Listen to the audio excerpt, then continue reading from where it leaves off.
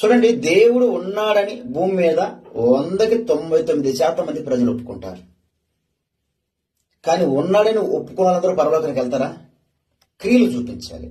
ఇప్పుడు దెయ్యాలు కూడా ఒప్పుకుంటున్నాయి. ఏమని? యాకోబు పత్రిక 2:19 దేవుడు ఒక్కడే అని నీవు నమ్ముతున్నావు, అలాగే నమ్మటం మంచిదే, దెయ్యములను నమ్మి వణుకుతున్నవి. ఆ రోజులలో ప్రజలు ఏమంటారంటే, దేవుడు ఉన్నాడయ్యా, యేసుక్రీస్తు నిజమైన దేవుడు అయ్యా, లోక రక్షకుడు అయ్యా అంటున్నారు.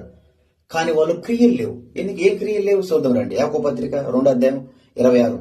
ప్రాణం లేని శరీరం ఎలాగ మృతమో అలాగే క్రియలు లేని విశ్వాసము మృతమే.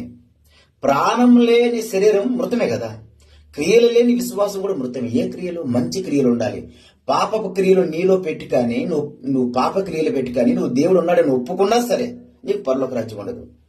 నీ పాపపు క్రియలు వదిలిపెట్టి దేవునికి సన్నిధిలో పవిత్రంగా నీ శరీరాన్ని, నీ హృదయాన్ని కాపాడుకో, ఖచ్చితంగా నీకు పరలోక రాజ్యం ఉంది. దేవునికి స్తోత్రం.